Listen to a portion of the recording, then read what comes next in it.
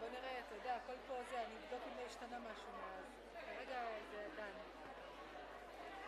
כן, זה ידוע. יאללה. בבא שלי אמיר, נכון? בבא, אז יופי, זה בסדר. טוב, יאללה, ביי.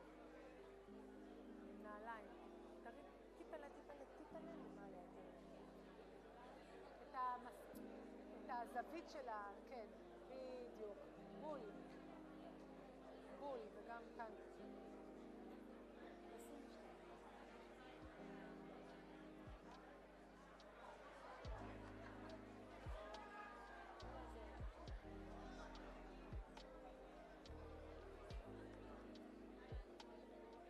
כן, בסדר.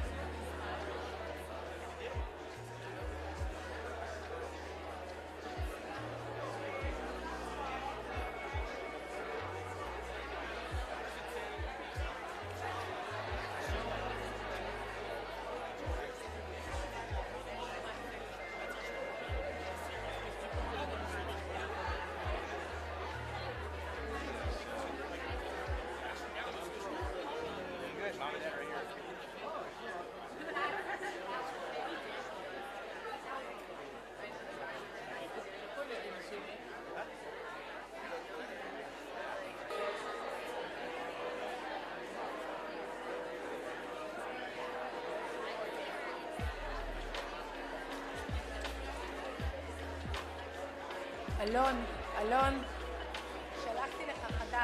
שלחתי לך חדש.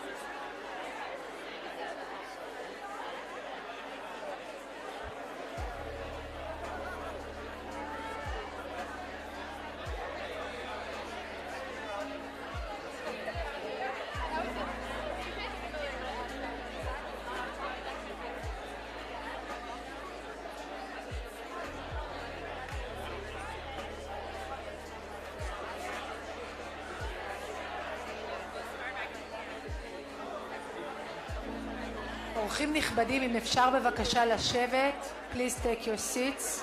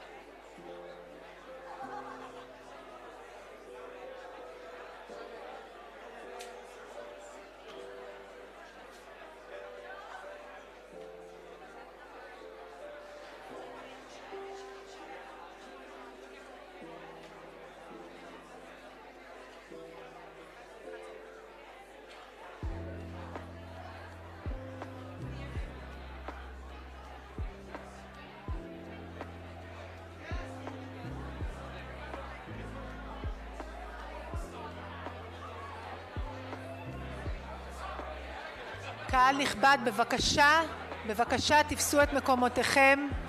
Please take your seats now. Thank you.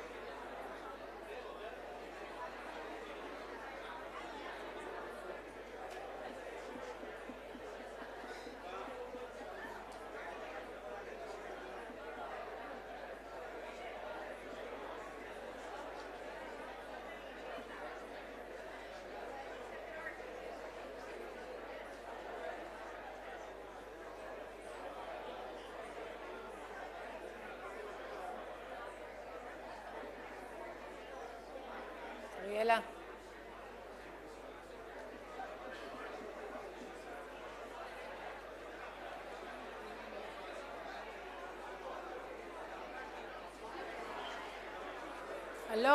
אלון, אלון, החלפתם?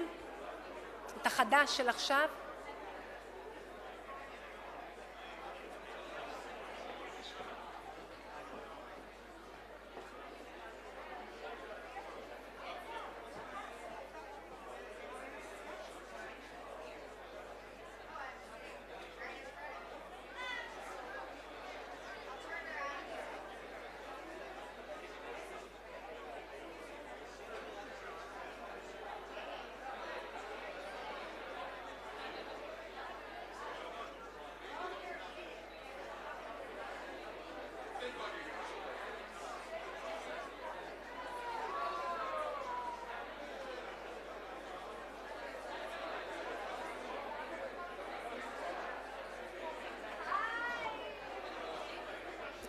Hi, everybody. Thank you for your patience. We ask that everybody take their seats, and we'll be beginning momentarily.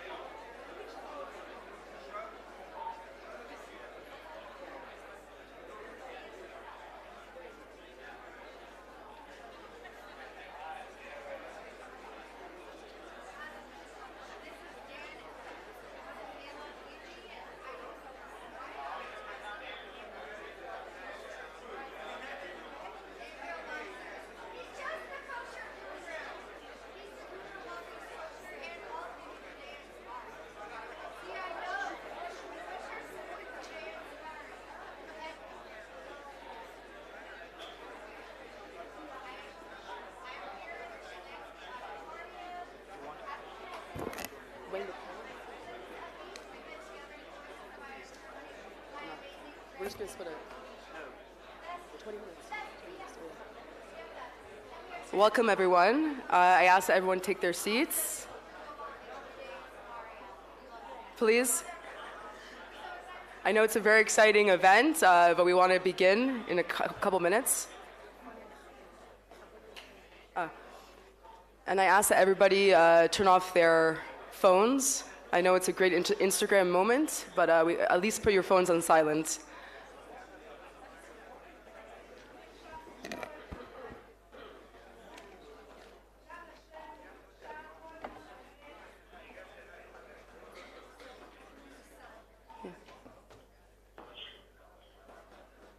Please take your seats.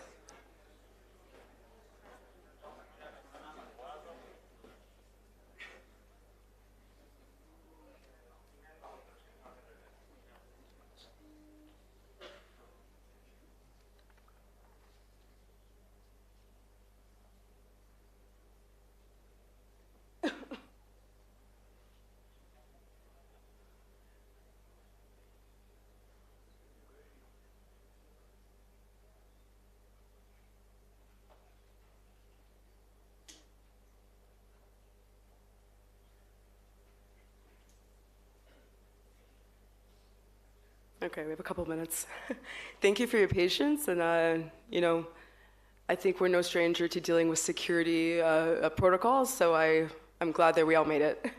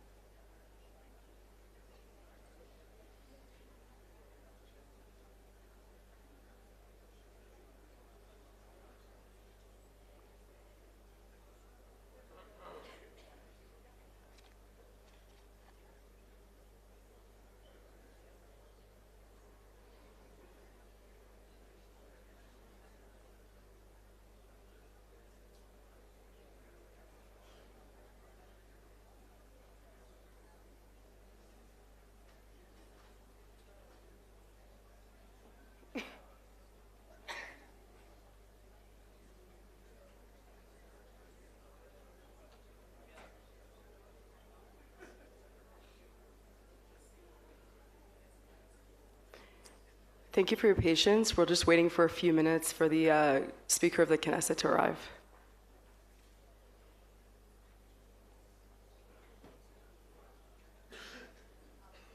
Okay.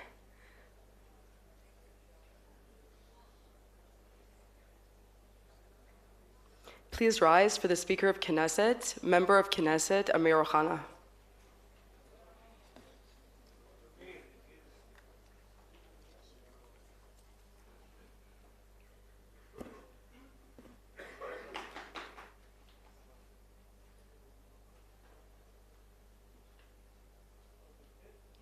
You may be seated.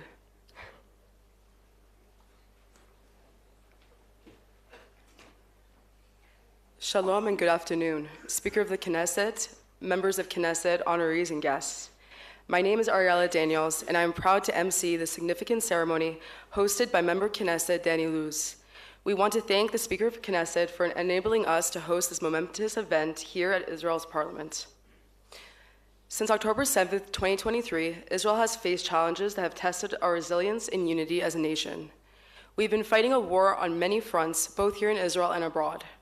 We are gathered here to recognize those who have gone above and beyond to defend Israel's truth on the international stage since the start of Swords of Iron. The 50 honorees Member of Knesset Danny Luz has chosen to recognize today is just a small example of the many who have dedicated themselves to defending and supporting Israel. Your tireless efforts have made a tremendous impact on Israel's fight against hatred, anti-Semitism, and the spread of misinformation worldwide.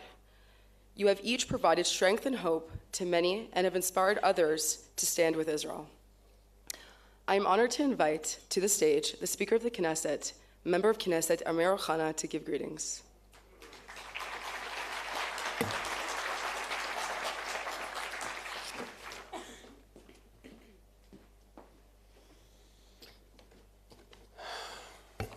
Event organizer, member of the Knesset, Danny Luz, thank you for this inspiring gathering here today in the Knesset.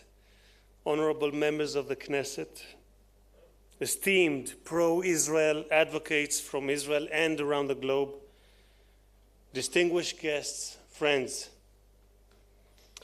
It is a privilege to be here to celebrate the men and women setting the standard in the struggle for truth and justice. For the pro-Israel community, this high-profile gathering represents the online dream team, and for those peddling lies and hate, the ultimate nightmare.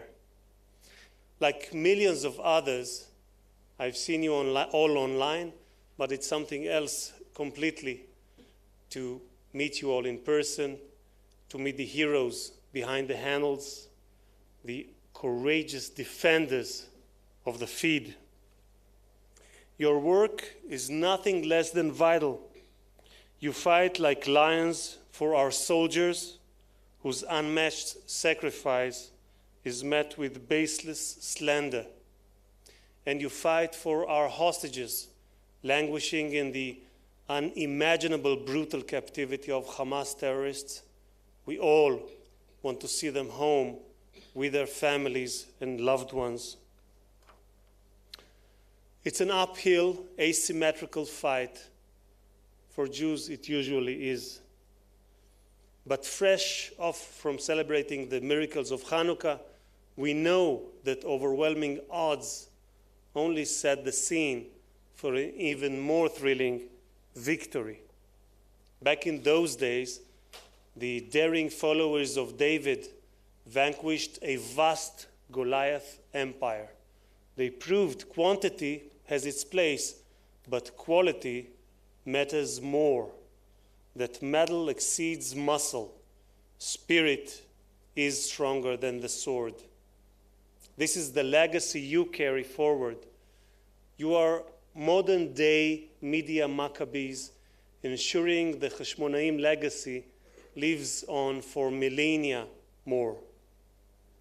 In an age where facts are blurred and lies travel literally at light speed, you put your names and careers on the line for truth. You are a cyber Iron Dome, intercepting misinformation and blowing lies out of the sky. You fight for those on the fence to protect them from the next misleading headline or post, and to rescue them from the echo chambers of ignorance. What makes your work even more remarkable is the diversity of backgrounds, perspectives, and political views that you all represent. You come from different walks of life, from all corners of the political spectrum. Yet, as the warriors of the IDF put aside their differences to defend their brethren, so have you. You prove that disparities fade in the face of our loyalty to justice, truth, and one another, that in our highest priorities we all align for Israel, for the Jewish people, and for truth. As Winston Churchill described truth's awesome force, malice may attack it, ignorance may deride it, but in the end, there it is. Today, truth finds its power in you. Your voices echo far beyond the digital platforms, resonating in hearts and minds across the world. You are changing perceptions, inspiring action, and shifting the narrative. To each of you, on behalf of the Knesset, I offer our deepest gratitude. Thank you for your courage. Thank you for your sacrifice. And thank you for your unwavering dedication. May your voices and your impact only grow. Thank you very much.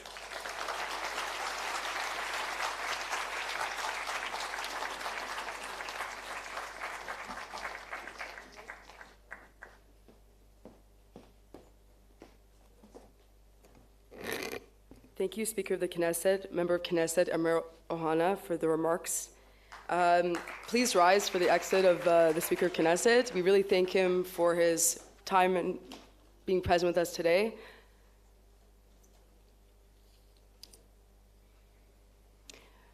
Now I'm honored to invite the Chair of the Knesset Caucus for Public Diplomacy, Member of Knesset, Danny Luz, who is the visionary behind this event.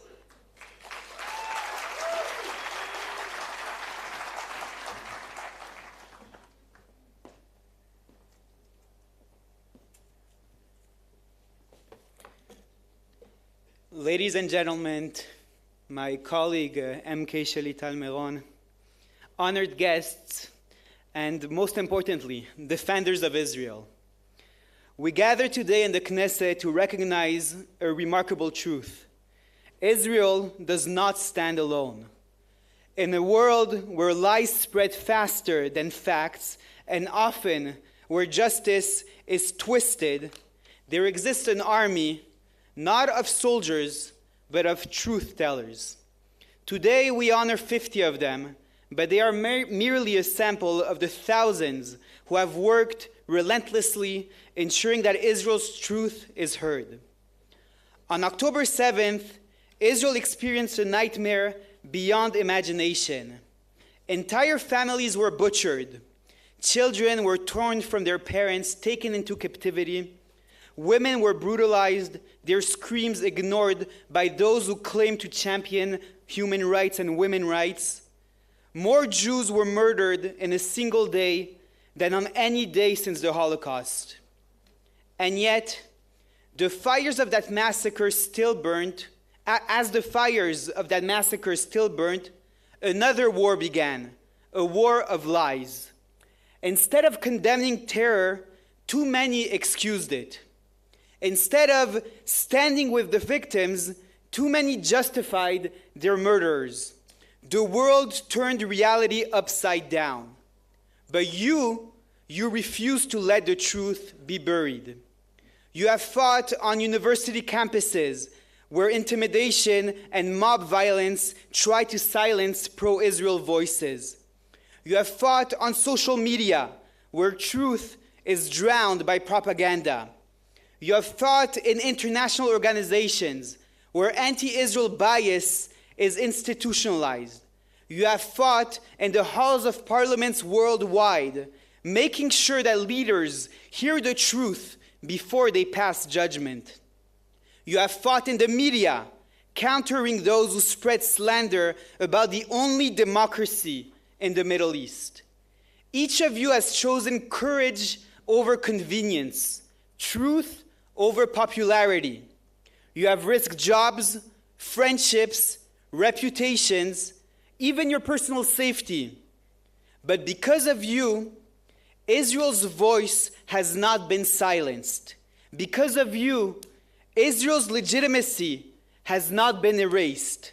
Because of you, our soldiers continue their mission with the knowledge that millions stand behind them. But while you have fought for truth, others have fought for terror. They call themselves sometimes progressives, while excusing the most regressive forms of barbarism. They call themselves academics, while parroting the most ignorant, ahistorical lies. They claim to stand for women's rights, yet they remain silent, while Israeli women were raped, tortured, and murdered. They chant for queer rights, yet they support Hamas, a group that throws gay people off rooftops. They claim to fight colonialism, yet they defend terrorists who invaded Jewish homes, slaughtered entire families, and kidnapped children.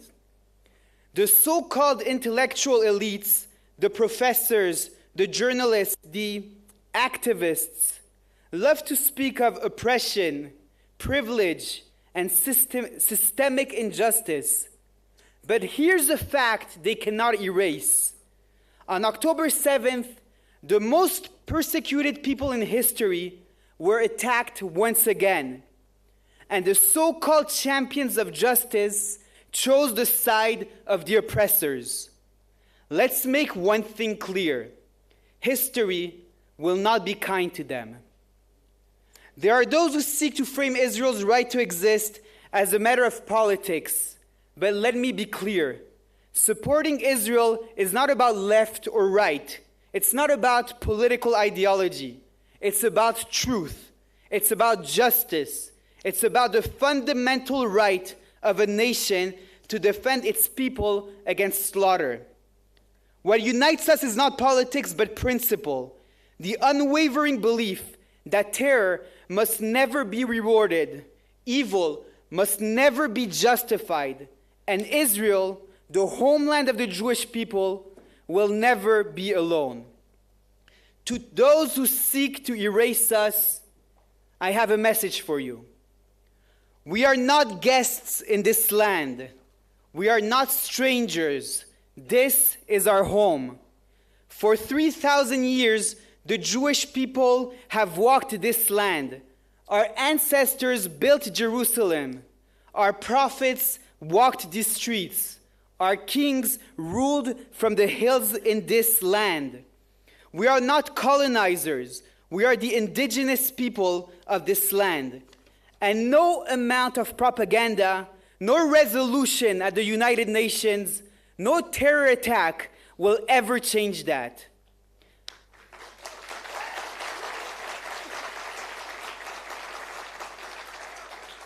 They have tried to drive us out before, but they failed. The Babylonians, they failed. We're still here. The Romans failed. The Inquisitions, the pogroms, the Nazis, they all failed. And Hamas, Hezbollah, and Iran, they will fail too.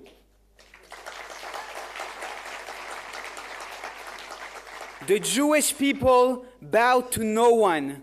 We do not seek permission to exist. We do not apologize for defending our homeland. And we will never, never be uprooted again.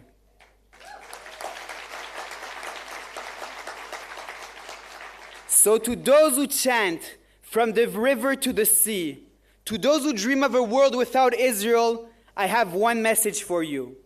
We are not going anywhere. Get used to it. But the battle is not over.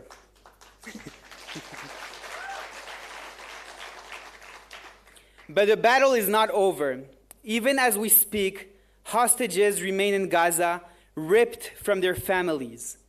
Even now, Israeli soldiers fight to ensure that what happened on October 7th will never happen again. Even now, the enemies of Israel seek to erase history, to twist reality, to make the world forget.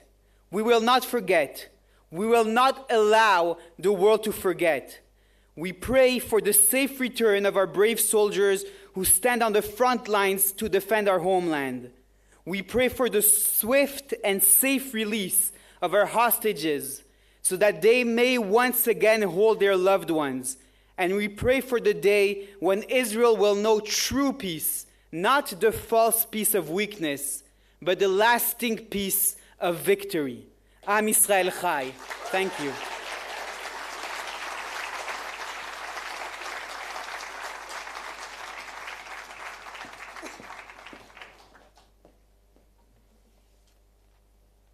Thank you, Member of Knesset Danny Luz. Your words, your powerful speech, I think it ignited the emotions of pride and pride in Israel in all of us, really.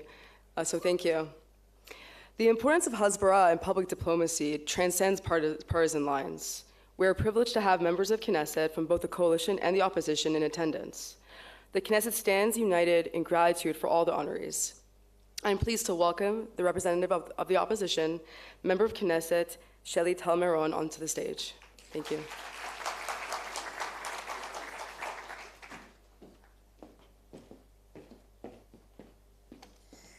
Hi, everyone. Welcome to Israel. Welcome to Jerusalem. I just have to say, first and foremost, I saw Lizzie in the audience. I'm a fan. I'm sure everyone here is a fan. And Elon, our superstar. And I just have to tell you, you know, my daughter, my 14-year-old, if I won't take a selfie later with you guys, I can't go back home.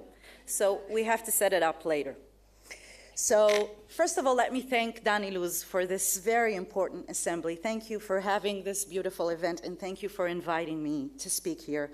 And thank you to the Speaker of the House and other members of the Knesset that will attend, and of course, you guys. I think the most beautiful thing is to look at this beautiful audience here and say thank you from the bottom of our hearts for doing such an important job for Israel. So thank you first and foremost.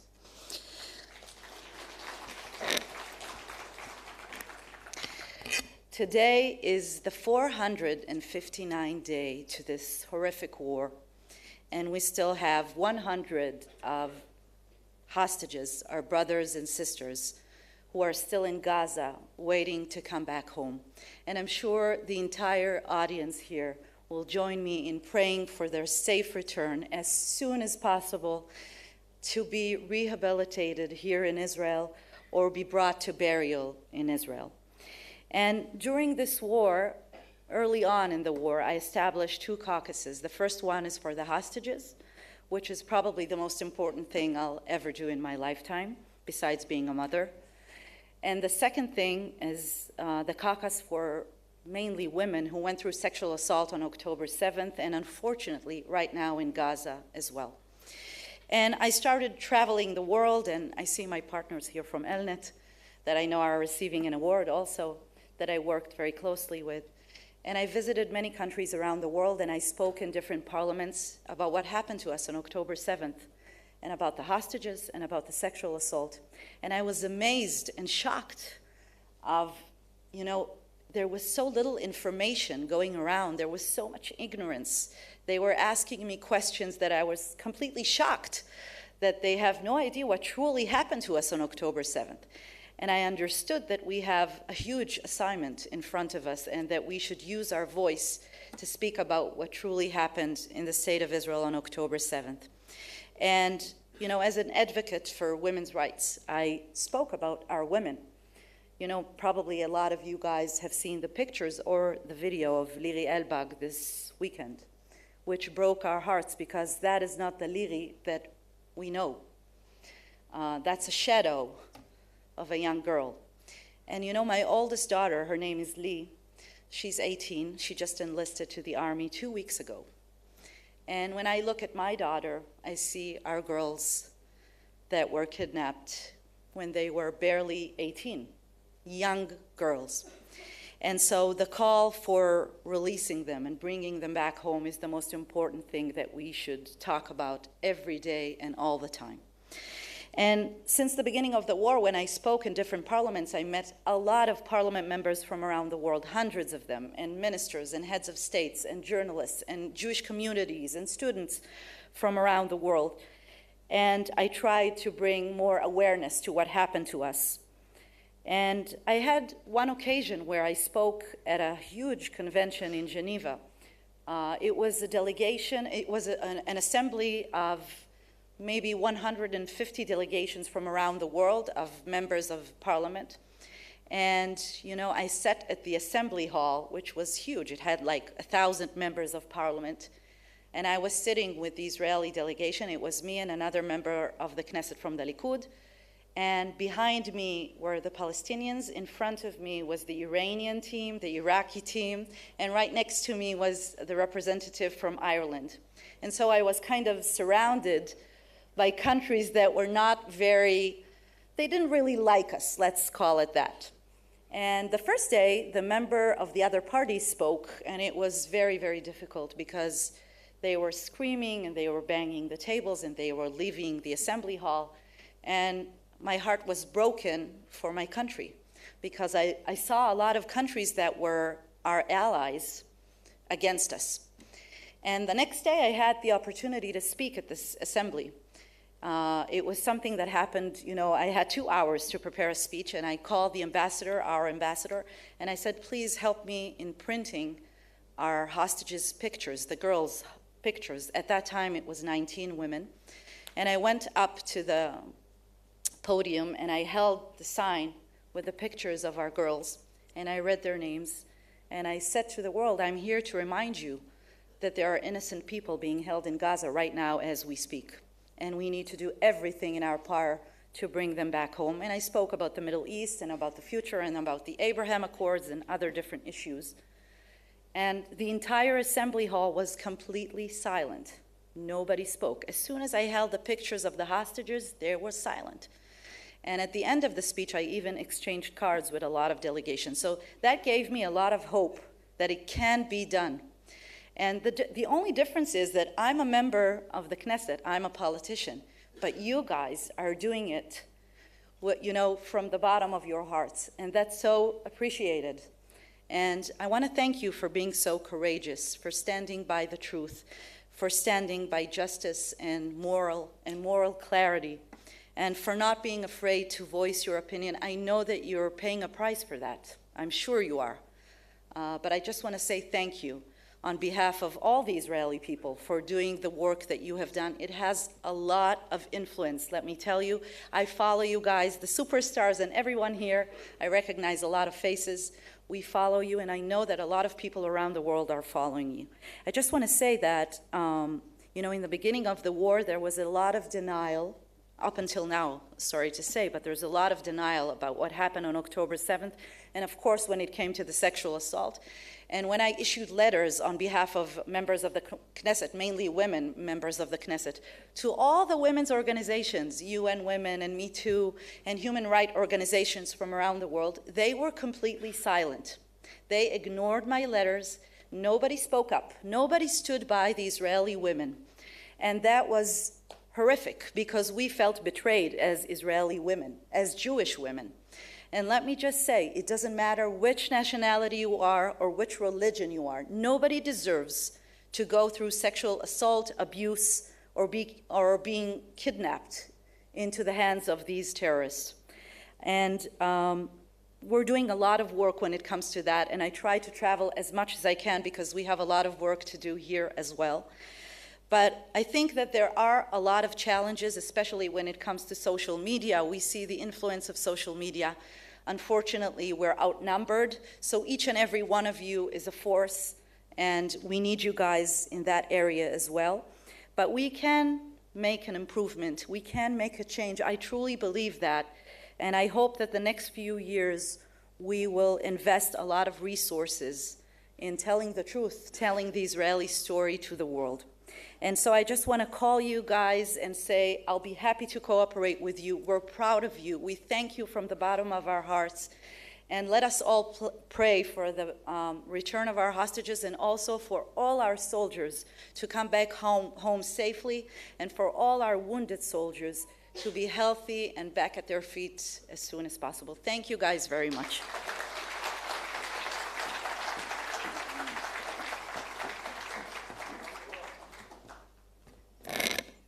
Thank you, Member of Knesset, Shelley Tal Meron.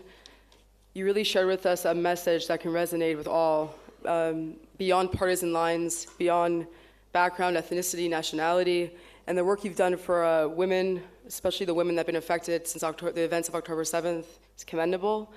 And you definitely highlighted the importance of the event today in honoring those who will be recognized today. I'd like to now invite Maya Bentwich to the stage. She's a seasoned spokesperson and prominent advocate for Israel, and Maya will be moderating today's panel.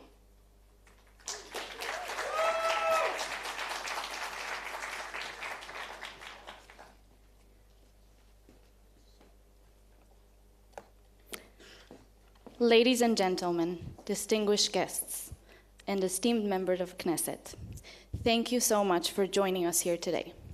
My name is Maya Bentwich, and I'm honored to moderate such a dedicated group of advocacy activists who have been at the forefront of defending Israel and the Jewish people on the global stage.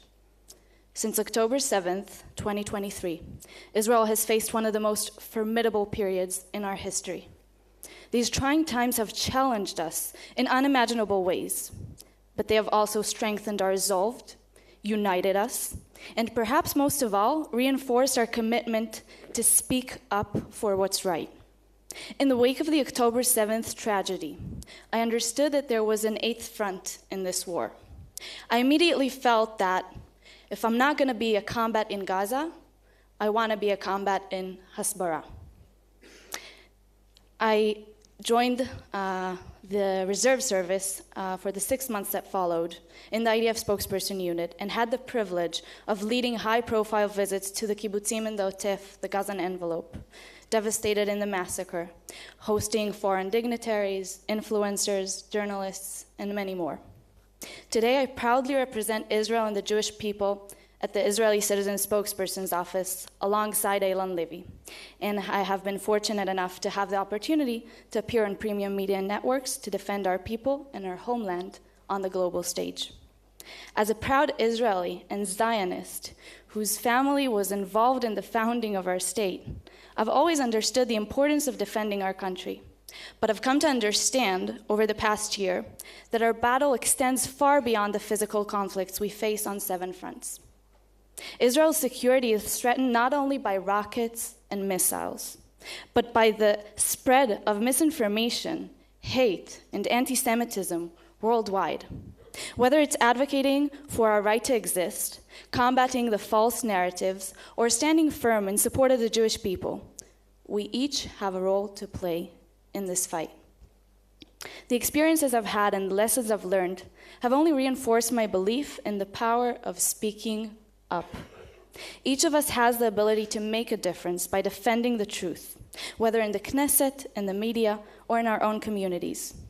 I truly believe that we can each create change. There is hope, but hope alone, unfortunately, is not enough. We must actively work to create a better future for our beloved country and for our people worldwide. This battle is far from over, unfortunately, yet it offers us a moment to reflect the progress made and to strategize how to continue fighting on this 8th front. This is our story, and I believe that history is being written and will shape not just the Jewish people, but will also have a much broader impact on the world. Today's panel will explore why speaking out is so crucial in this moment. And I'm proud to host such a group of incredible individuals who have made an immeasurable impact through their advocacy. I look forward to hearing their insights and sharing in this vital conversation with all of you. In a time where misinformation and rising anti-Semitism pose significant challenges, These individuals have stepped up not only to redefine but also champion the narrative, ensuring that truth will prevail. We pray for the immediate release of our 100 hostages still held in Gaza, as well as the safe return of our courageous soldiers and reservists from the front line. One of them is my partner, who I'm very proud of. Now, now let us get started by introducing our esteemed panelists. Eilan Levy, former spokesman for the State of Israel, who became a globally recognized voice for Israel during the October 7th war with Hamas, following a distinguished career as international spokesman to the President Isaac Herzog and a television news anchor, and now head of the Israeli Citizen Spokesperson's Office.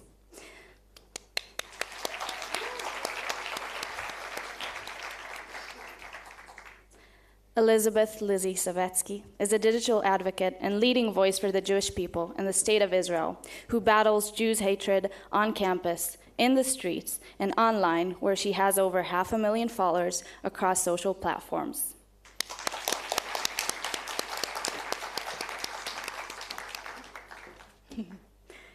Hillel Noor is the executive director of UN Watch and a distinguished international lawyer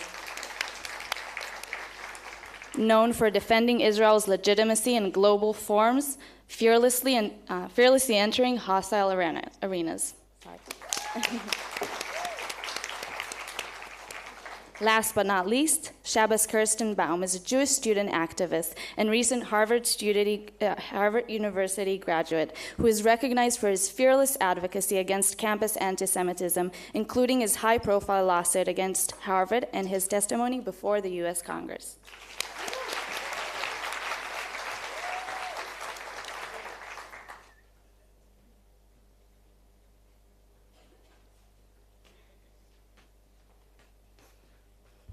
The most important, I missed it, I'm sorry.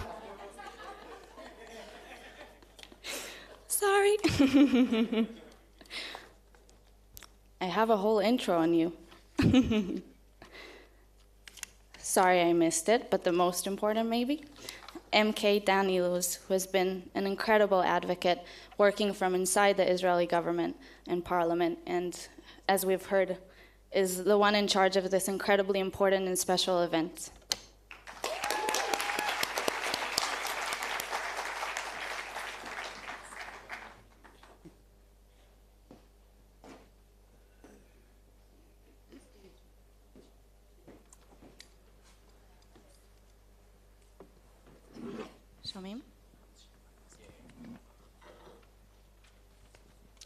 So we'll start off with a panel.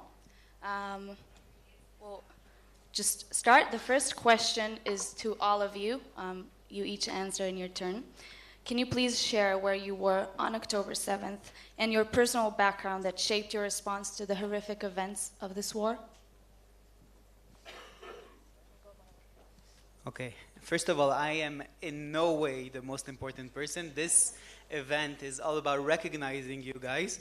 And also, I might say that one of the reasons why I organized this event is to have an excuse to be on this panel with these incredible people. They should get another round of applause. On October 7th, we'll each say, I guess, our personal story, but I want to actually start on October 6th, because my story of October 6th actually says a lot about what I did after October 7th. On October 6th, I was actually in Canada, and on October 7th also. It was Erev Simchat Torah, and I remember that a few minutes, maybe half an hour before Chag came in, I am religious, so I'm shomer, as we say. And a few minutes before Chag came in, I met with the parliament member there, who's the head of the Israel-Canada friendship group, and I'm the head here in Israel. And we met for coffee, Anthony Housefather, that's his name. And then Simchat Torah came in. I remember I came in the 18 minutes. You guys know those 18 minutes where you're running around and trying to get home. So I got there to the 18 minutes. I was in the middle of a grand seduction for my wife, for her to try and understand how amazing Canada is. And I was doing very well, I have to say. And then October 7th happened, and she doesn't want to hear about Canada anymore because that's what she connects it with. So I was in Canada on October 7th. And the reason why I say that is because I think that on October 7th, what happened is that many, many people, I think everyone that's sitting in this room, and many people around the world, started asking themselves, what can I do? What are the tools that I have in order to try and help the state of Israel in this horrific time? So you told your story of joining the spokesperson unit in order to try and help. Everyone was trying to help, and we saw something really incredible all around Israel. People started volunteering. I remember that the day after, there were lines donating bloods that were unprecedented. People like Eilon that joined the Prime Minister's office. People here that all the work you do on campus, social media, you already had your organization, but you had to take it many steps up, and you brought incredible results also in all this time. Everyone started asking themselves, what are the tools I have, and what can I do with these tools in order to help Israel in this time? So my answer to that was threefold.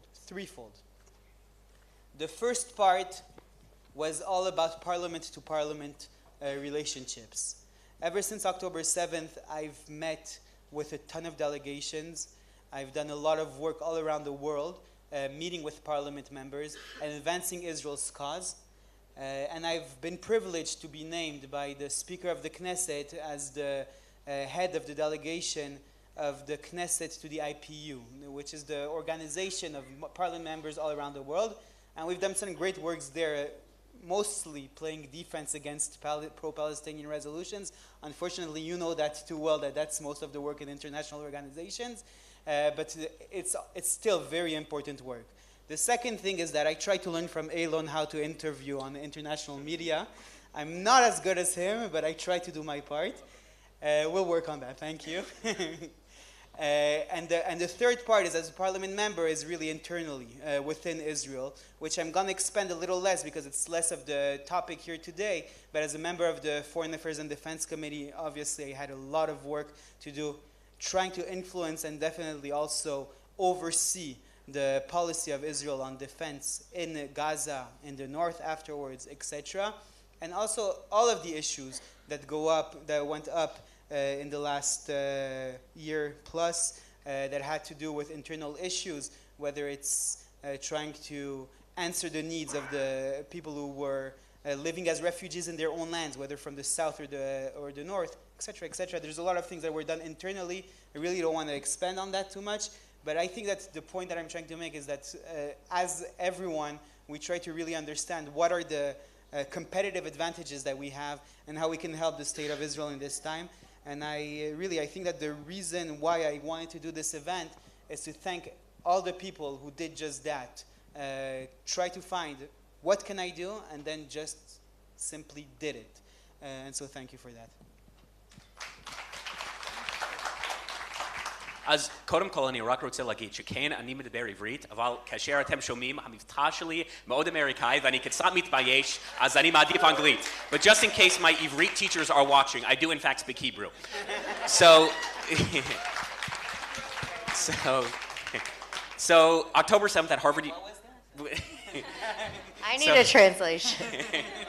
So October 7th at Harvard University was, of course, the Jewish holiday of Simchas Torah. I was at Harvard Chabad. We were dancing, we were celebrating, we were drinking lots of water, and that was a good save. And all of a sudden we heard rumors, there was a stabbing, there was a shooting. The reality is, and I'm sort of preaching to the choir, when we hear that there is terrorism, it does not elicit the outrage that it should, because it is something we have unfortunately grown used to. I went to Eshet Torah. I studied in the Old City of Jerusalem for 2.5 years. Oh, okay. Oh, yes, yeah, hey. We had a rabbi who was stabbed to death outside of Jaffa Gate. There was a stabbing of a 12-year-old boy 3 doors down from where I lived. Terrorism happens. I don't need to go into more detail. detail. So when we initially heard these rumors, we were upset by it, but especially given the fact that we were observant, we were not on our phones or any electronics, we were limited as to both what we can do and what our emotional reactions were. The problem was, as the night went on, the rumors persisted and the rumors were strengthened, and it became readily apparent what we young American Jews were experiencing was something we had never experienced before in our lives, and that's what? That is Israel as an existential issue. Israel, where its legitimacy, its survival, and yeah, its existence is actually called into question. I'm not going to try to age everyone here, but I was not alive during the first Intifada. I was 4 years old during the second Intifada. I don't know of Israel where its legitimacy is a question mark. Israel is a place where I go to yeshiva, it's a place where my siblings live, it's a place where I visit my family, but it's not a place where its survival is now in doubt. And I was on a panel with MLK's niece about 2 weeks ago in DC, Alvida, and she reminded me of a great line from her uncle, which is, we won't remember the words of our enemies, but the silence of our friends. At Harvard University, at Columbia, at Penn, at Yale, I promise you, we would have been lucky to have had the silence of our friends.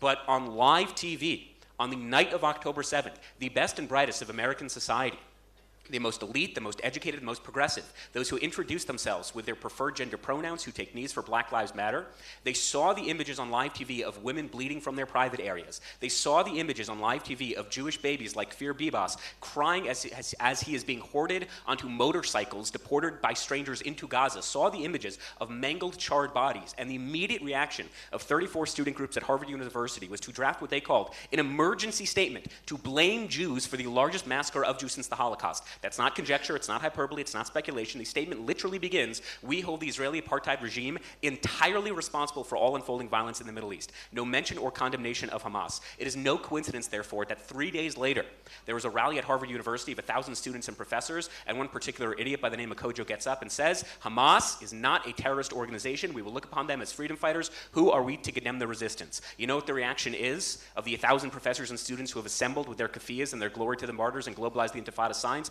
Thunderous applause. Not one thinks to challenge, to condemn, or to walk out of that. It's no coincidence, therefore, that 2 weeks later there was a physical assault against a Jewish student at Harvard Business School, that an Israeli student was told by her professor to leave the classroom because her nationality made other students uncomfortable. It is no coincidence, therefore, that a Jewish student was spat on for wearing a kippah at Harvard. It is no coincidence that a Harvard employee vandalized all of my hostage posters, writing on Kfir Bibas, quote, his head is still on, where's the evidence? Writing on Noah Argamani that Jews are best friends with Jeffrey Epstein, who then challenged me to debate him in a secluded underpass as to whether Jews orchestrated 9/11, and then posted a video of him threatening me with a machete. I had private armed security outside my house for a week. I had a guy with a gun follow me to Chabad to make sure I was okay. And of the dozens of phone calls and of emails I sent to Harvard University inquiring about this employee's employment status, to this day they have not once responded. It is inconceivable that any other minority group would be treated with the disdain, the disregard, and the contempt that Harvard, Columbia, Yale, Penn have consistently, historically, and routinely treated their Jewish students. And I'm very proud to say, and with this I'll shut up, but although to be fair, Ben Shapiro tells me I talk really fast, which is weird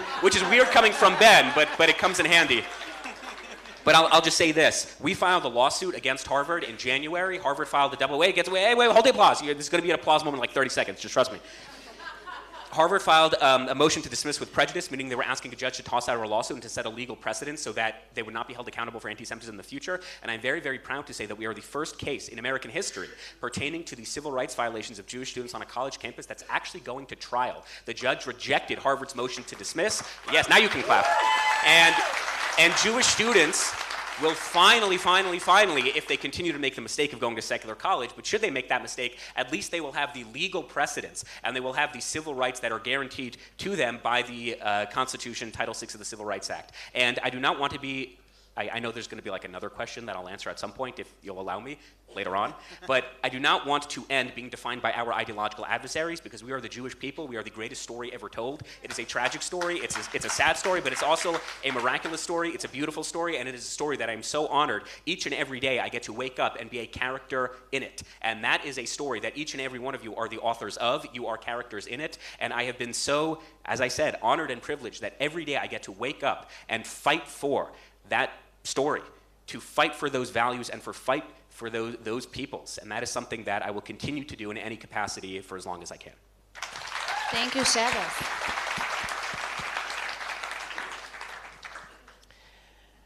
Wow. Great to know that we have a young generation like Shabbos Kestenbaum. It's really amazing. Kol hakavod. Amazing. He said wow about the age thing. That's what he was talking about.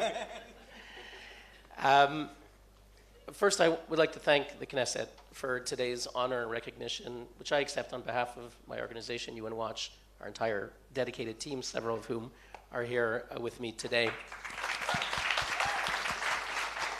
And, October 7th, I was actually, you were in Canada, I was in Israel. I was visiting here for Simchat Torah, and it was Shabbat morning, and had to run into the bomb shelter. And, I had been here before during wars, so I grabbed the phone into the shelter, and at some point, started tweeting. So really, our work began already on that day, try to tell the world what's happening, and to try to stir the moral conscience of the world, and that's been our challenge for the past year. The United Nations, our work, UN Watch, we're monitoring the United Nations to see that they live up to the principles of the UN Charter, which are noble, which speak about international peace and human rights and freedom. And actually, the Universal Declaration of Human Rights, which was adopted a little over 75 years ago, in the preamble, speaks that it was adopted on December 10th, 1948, in response to barbarous acts which have outraged the conscience of mankind. So we have the right to expect on October 7th and afterwards that the United Nations would lead the world fight, the response against barbarous acts which have outraged the conscience of mankind. And that's what happened on October 7th. As President Biden said, there are times in life, there are moments when pure, unadulterated evil are unleashed upon the world. So certain leaders at that moment recognized these barbarous acts, but sadly, as many in this room well know, the United Nations failed to live up to that challenge, and on the contrary, in many cases, they justified, encouraged, and legitimized the barbarous acts. And it started from the top. Secretary General Guterres, who infamously, weeks after the massacre, said, yes, I condemn the attacks, but they did not happen in a vacuum, right? And he began to legitimize, listing one alleged Palestinian grievance after another, effectively legitimizing what Hamas had done. And that message permeated throughout the UN. And as you know, in the UN General Assembly, and this is, of course, every year, there are there's one resolution on Syria, one on Iran, one on North Korea, 17 on Israel. That was this year, right? And that's routine. At the Human Rights Council, where I'm based in Geneva, we'll have a session soon in March. There's one agenda item on the whole world, agenda item 4, and one agenda item on Israel alone, agenda item 7. The Human Rights Council has certain special rapporteurs. One of them is well known to this audience, Francesca Albanese. She's the special rapporteur on the Palestinian territories, and of course, she's someone who openly told Hamas conference, you have the right to resist. And just a couple days ago, she shared a tweet and endorsed a vile, notorious anti-Semite from the UK. Today she deleted the tweet, which is rare that she does it. And that's a regular, these are her regular actions almost every day. And then of course you have an agency, UNRWA, which teaches Palestinians that their purpose is not to construct a future for themselves, but actually to dismantle Israel. So these are some of the battles at the UN. People ask me, how did things change after October 7th? The truth is we were fighting many of these battles before, but since October 7th, it's on steroids. Guterres became much worse. WHO, World Health Organization, became much worse. UNRWA became much worse. So it's a tall order. We've been busy nonstop since then, exposing the hypocrisy, the double standards, the injustice, testifying in parliaments. And we're not giving up. We've seen, just to mention one example, today actually we have a report on UNRWA, and it's called the Unholy Alliance between UNRWA leaders, many photos of UNRWA leaders meeting with the leaders of Hamas, Islamic Jihad, and other terrorist groups regularly in Lebanon, in Gaza, and so forth. And we are accused of attacking Palestinian refugees and being against Palestinians, and actually we're trying to help Palestinian children have a future by letting them have an education system without incitement to hate and anti-Semitism. So that's our report is out today, and we've had many reports in the past year, and we testified in the US, Congress, and in the Swiss Parliament and the Dutch Parliament and the European Parliament. And many people said to me, you're just banging your head against the wall because everyone is supporting UNRWA. All the countries are supporting UNRWA. And then in March, about 2 months after I appeared in the US Congress, the United States passed a law for the first time defunding UNRWA for a year, until March 2025. So that's from $300 million to zero. And of course, we hope the new administration will maintain that freeze. In September, I was in the Swiss Parliament in April for the Foreign Affairs Committee. In September, the lower house adopted a motion calling to immediately suspend funding for UNRWA in Switzerland. So that was not expected, 99 to 88, and I'm invited in 10 days to appear in the Swiss Senate, where the motion will go. In December, we didn't expect it, but the Netherlands adopted a resolution to begin defunding UNRWA over the next 5 years. First EU state to do so. Switzerland is not in the EU. And then about a week or two later, Sweden, no one expected this, they announced that they're defunding UNRWA. So that's huge and shows major change, and that staying with your mission, having evidence-based facts can make a difference. Thank you.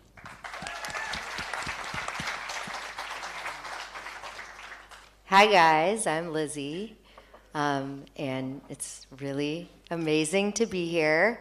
Maya, first of all, I don't think I've met you in person, but I've been a fan, was watching your tours just after October 7th. And also I have to say, my fellow panelists, I was a longtime fan and admirer of all of yours before I got to actually meet each of you. And over Sukkot, I was walking past a cafe and Hillel yelled out to me, Lizzie, and I'm like, you know who I am?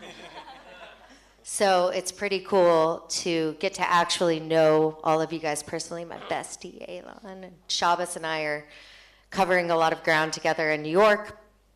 And I need an interpreter because I feel like I'm listening on 2x on WhatsApp. I don't know how your brain works that fast, but God bless you. I wish my brain could keep up. But I am just so grateful for all of each and every one of your the work that you do, and to just get to sit up here with you is really special to me. At the Knesset, I mean, this is really cool. Thank you. Thank you, Dan. Thank you, Dan. I was in Israel on October 7th. I happened to be here on vacation with my family with Simchas Torah, and woke up in Jerusalem, not far from here actually, to the sound of the red alert sirens. And I know that a lot of voices on social media in the Jewish space got activated after October 7th. I had already been devoting pretty much all of my content to advocating for the Jewish people in Israel. So it was a crazy situation for me to actually be here. I knew as I was sitting in the bomb shelter, I remember looking at my husband and saying, well, I'm gonna be really busy.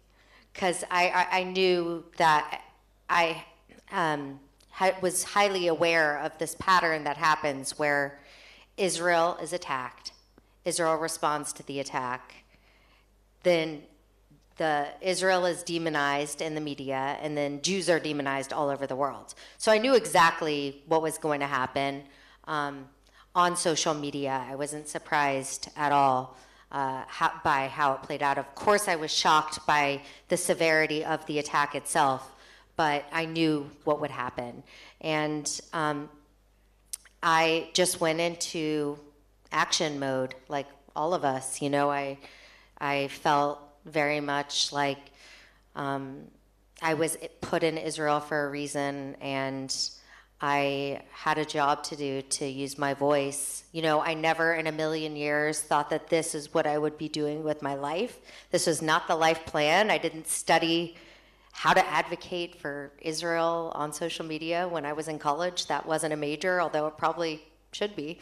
But I really just felt this urgent need and sacred responsibility to my ancestors and to my children. You know, I think about them, and it's really not easy, but there's no other option.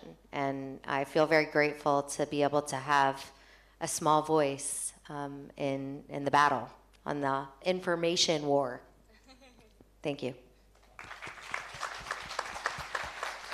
My October 7th. Gosh, it would be a funny story if the circumstances weren't so completely horrific. The attacks caught me, of course, where else? In bed, 6:30 in the morning on a Shabbos. I spent the first day in shock, like everyone else. The second day, distributing food to soldiers, trying to think how I could be most useful. And day 3, I said, okay, everyone is contributing to the war effort, chipping in however they can. I'm going to try to do media. So I took a pile of books, put it on my living room table, propped the laptop on top, took the bottle of protein powder. I've barely been to the gym since the war started, as you can see. Propped it behind, put a lamp on top, and tweeted, I'm a former advisor to the President of Israel, and I'm available to give interviews. And that's what I did for days 3, 4, 5 of the war, speaking to the international media as a private citizen. Day 6 of the war, I get a phone call from Rotem Sela. Not the supermodel, the publisher of Sela Meir. I nearly hung up. No.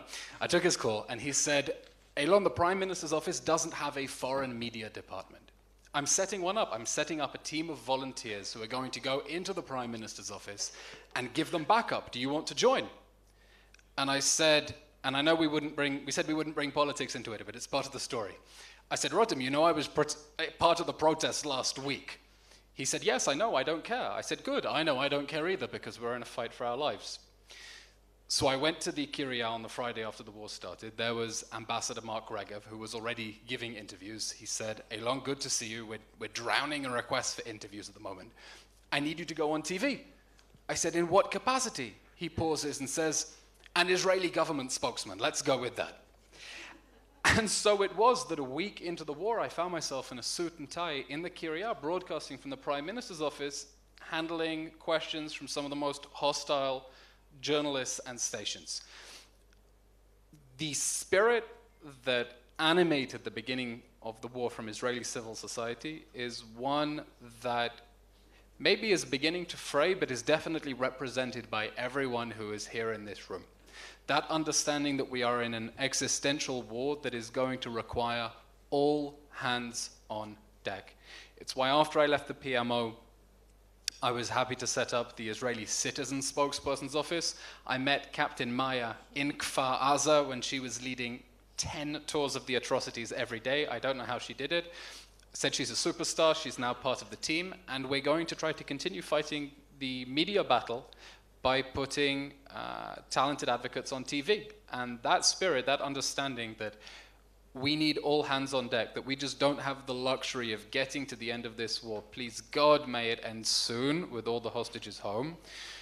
But we don't have the luxury of getting to the end of this war as a global pariah with our alliances in tatters because they don't understand why we did what we had to do. There is a large concerted propaganda campaign to try to convince ordinary members of the public in the West that Israel deserves to be destroyed. So we're not alone now, but there are many people working very hard to make sure that we will be alone next time. And that's why it's so important that everyone here on their own platform, whether it's traditional media or social media or whatever your shtick or your gig is, continues to speak up, despite the prices that you're paying. Some people think that it's all glitz and glamour because you're on social media. It's not. Everyone's paying a price. But to continue, all hands on deck, because we understand we don't have a choice, and we need to win this, and we need to emerge stronger at the end of it.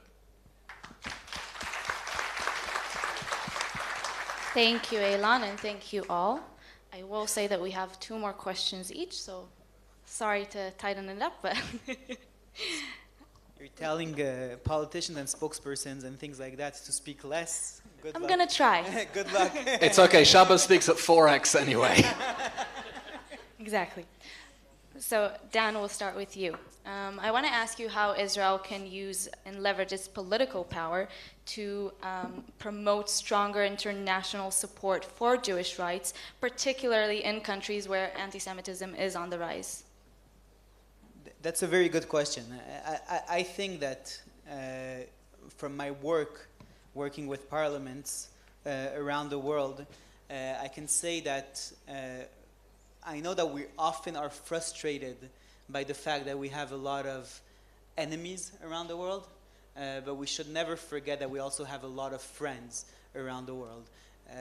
And that they exist in parliaments that you wouldn't even believe that there are pro-Israel elements in these parliaments.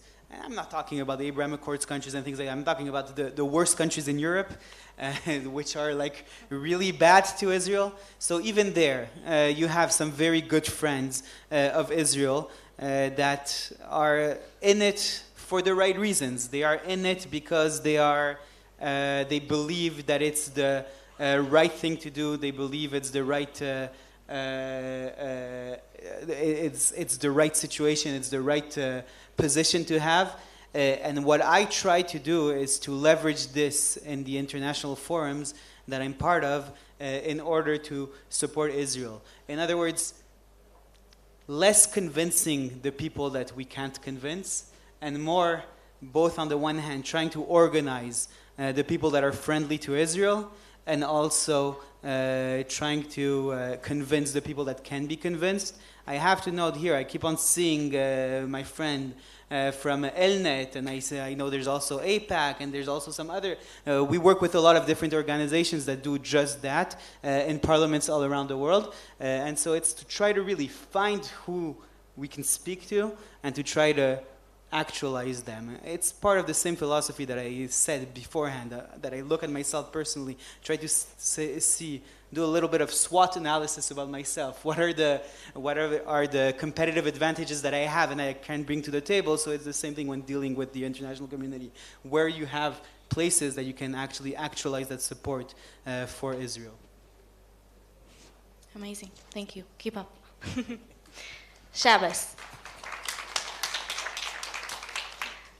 Shabbos, as a Jewish student activist, you made national and even international headlines with your lawsuit against Harvard University. And I want to ask you, what was the driving force behind your decision to take these legal actions, and what impact do you hope that this will have on university politics towards anti-Semitism? Sure. Well, first, it's on, and then we'll switch. Well, first of all, I just want to say it's a very damning indictment on the state of higher education in the United States that in order for Jewish students to receive equity, equality, and justice, we have to resort to a court of law. We have to sue them because we have zero confidence in Biden's Department of Justice, Department of Education, the FBI, to do their own job. So that's number one. It's really, really bad in the United States that Jewish students have to resort to private lawsuits to receive their constitutionally protected rights to begin with. That's number one. The reason we filed the lawsuit to begin with is we ran out of ideas. We tried working with the administration. We tried working with DEI. It's funny, the rule was we were not allowed to talk about Israeli politics, but no one ever said anything about American politics. So let me talk about American politics for 30 seconds. I can out-liberal all of you, not that that's saying much, it's a pretty low bar in this room, but I'm pretty damn progressive. I voted for Bernie Sanders twice. I know, hold the booze. I did teshuva, I was a surrogate for the Trump campaign, so we're good. And to me, it was shocking to see that the Ben Shapiro types who were telling me before I went to Harvard that these are incubators.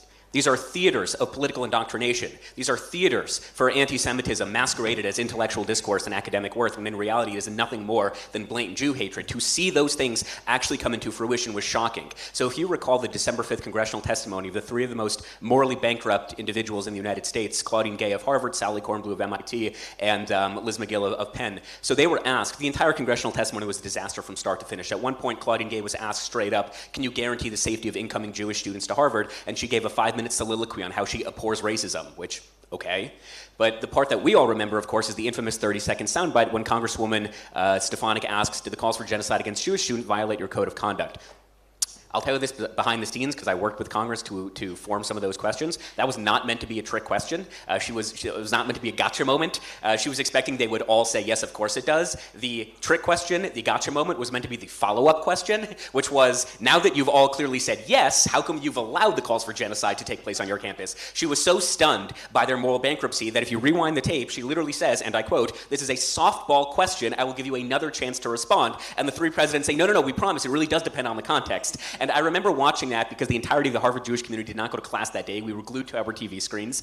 And I remember banging on my desk saying, aha, you see, I told you. Because for months and months and months, I had been consistently told that what we were experiencing was anti-Zionism, it was protected free speech, or this was an exaggeration. But for the very first time, you have the president of the university under oath in front of live TV agreeing that you could call for the annihilation of a minority group depending on the right context, when we know full well that Harvard was ranked by the Foundation for Individual Rights and Expressions, FIRE, which is an American NGO, 248th out of 248 American universities as to their commitment to free speech. This is not an institution that values free speech.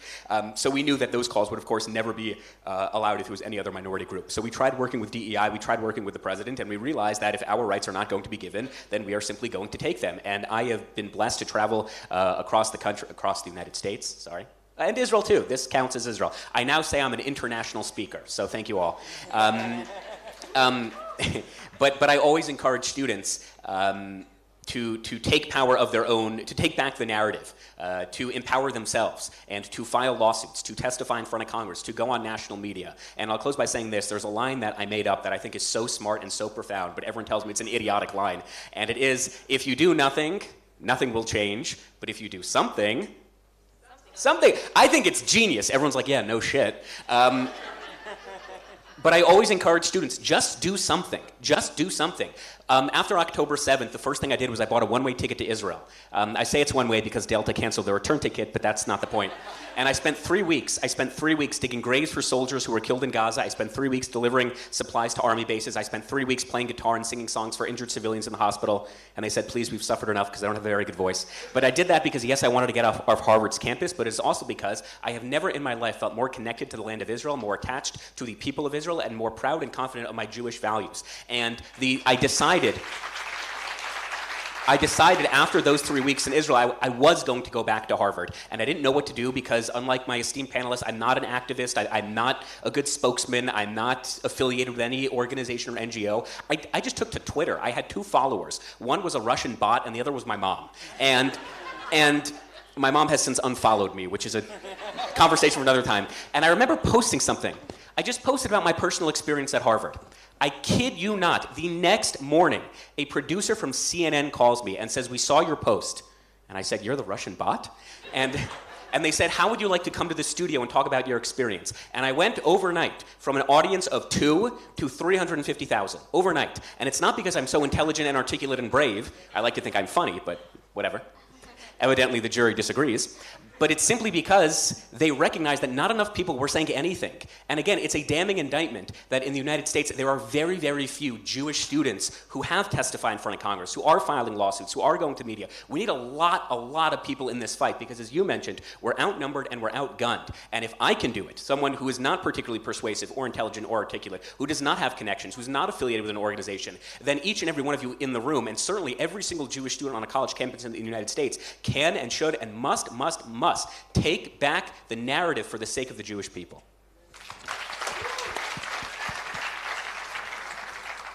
Thank you, Shabbos.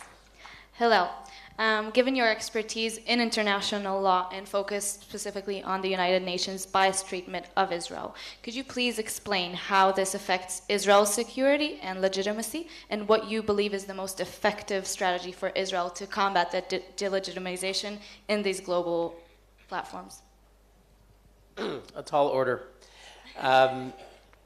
It's interesting, on October 7th, and in the interview with Anthony Blinken in the New York Times the other day, it was recalled that where he was at, where the world was at, the U.S. was trying to make a peace deal with Saudi Arabia, which is extraordinary. Saudi Arabia, Mecca, would make a deal with Jerusalem, peace deal. So we were on the brink of the ultimate normalization agreement, and indeed we were on the path over several years with the Abraham Accords to normalization with several Arab states. And so we were on the cusp of a major breakthrough in normalization, and then we had this tsunami of criminalization. And indeed, at the United Nations and in related institutions that are part of the ecosystem, you mentioned international law, some of those international courts are part of the UN, others are related somehow but are not part of the UN. The ICJ, the International Court of Justice, is part of the UN. The ICC is not, but they're all part of the same ecosystem, and certainly the large NGOs like Amnesty International are part of an ecosystem that many of these institutions have been on a campaign to criminalize Israel. I mentioned Amnesty. A few years ago, they declared Israel as apartheid, and then recently they declared Israel as genocide. These are terms, euphemisms, to say Israel is evil. And it's interesting with Amnesty that about 10 years ago, they had done a major report about Islamophobia in Europe, 100-plus page report, and someone at an annual meeting of Amnesty said, okay, that's nice. Should we also do a report about anti-Semitism in Europe, which was quite significant at the time? And Amnesty voted it down. They refused to do a report about anti-Semitism. And on Twitter, someone asked them, why didn't you do a report on anti-Semitism? They said, well, you can't campaign on everything. You can't campaign on everything. Now, when they did their report on declaring Israel's apartheid, Agnes Kalamard, the head of Amnesty, and I think Philip Luther, their Middle East guy, they were here in Jerusalem, and they were interviewed by the Times of Israel, by Lazar Berman, and he asked them, and he said, I noticed that you didn't do a report about the Uyghurs. 1 million Muslim Uyghurs have been thrown in camps because of their religion. You didn't talk about the racism there or accuse them of apartheid or any other country in the world. Why did you start with Israel? And they didn't really know what to say, and they said, well, you got to start somewhere. So these groups like Amnesty International, it's, why didn't you do anything on anti-Semitism? Can't campaign on everything. Why did you, the only country in the world that you accused of apartheid is Israel? Say, well, got to start somewhere. So this is this burning passion that they have to criminalize Israel. This is what we're up against, and certainly we see it at the UN. And you talked about legitimacy and security. There's no doubt that legitimacy is security. Legitimacy is security. We saw it the past year in those countries where the delegitimization campaign had reached unprecedented heights, my native Canada, where it's unbelievable what's gone on. Certainly the regular security of people, synagogues have been shot at, fire bombings against Jewish schools, once, twice, 3 times. The same school in Toronto has been shot at numerous times, the same synagogue in Montreal, fire bombs. It's unbelievable. And then the government, which voted for an arms embargo against Israel. So you could see how the delegitimization of Israel actually reached an arms embargo, direct connection between legitimacy and security. And beyond that, it's when there are these countries, leading Western countries that support Hamas effectively, that encourages the terrorists. And Hamas and Hezbollah and the Islamic regime in Iran, they're taking the temperature constantly around the world. And when they see, and we saw it, again, the interview with Blinken, he said, when we showed daylight, when America showed distance with Israel, that empowered Hamas to walk away from a deal from the hostages. So they're directly related. How do we combat it? I'll just say a word I spoke before about the need to, in our work as an advocacy group, evidence-based facts. If you open our reports, and our legal advisor, Dina Rovner, is here, detailed reports with hundreds and hundreds of footnotes, a proper legal brief. And UNRWA's like, but where's the evidence? And yeah, well, hundreds of pages. So it's true in some cases the UN is not interested, UNRWA is not interested to see our evidence, but some are. I mentioned the US Congress was interested. They invited me 4 times to testify. They passed a law from $300 million to 0. The Dutch Parliament was interested. They invited me there in June. I was attacked by this socialist MP. She said, why don't you check with UNRWA? Actually, I had the list with me. I sent actually 30 letters and emails to UNRWA, and I listed them all, and eventually she had nothing to say. And the Dutch Parliament just voted, the first EU state, to begin to defund UNRWA.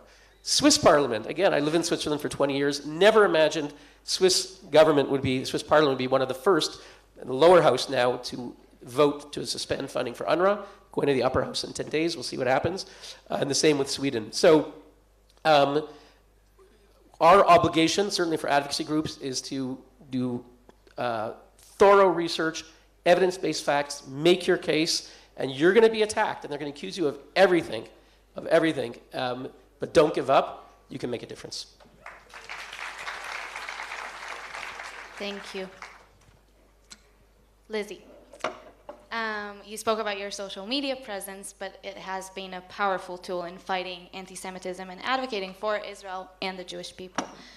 Could you please share with us how you decided to use your platforms and to educate others, and what role do you believe that influencers actually play in these times, in that scenario?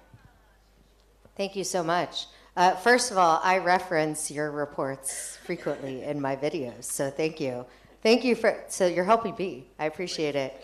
Fact-based videos, which is super important because people are always looking to tell us that we're lying, so we have to come with all the facts and numbers. Receipts, honey.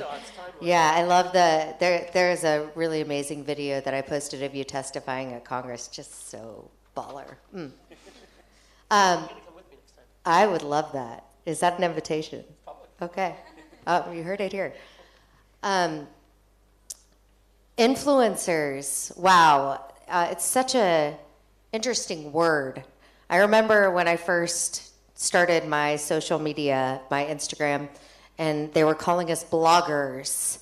The name has frequently changed. I used to joke and say, I'm under the influence, or maybe you're under my influence. But I think that we never saw this coming. And for a long time, I really felt like I was just out there in the Wild West trying to figure it out. Because when I started an Instagram account, my handle was accessories expert. And I used to post pictures of like my hand and what ring I was wearing. I really had no idea that my platform would turn into what I use it for today. That being said, I was always very outspoken since I was a teenager. I was always a fierce advocate for causes that I cared about. I just never thought that it would be in that forum that I would be advocating. And so I think there's been a lot of trial and error with what is effective. And the bottom line is, I think and I see, one of the things that really irritates me is I see people criticizing within our own world how someone advocates.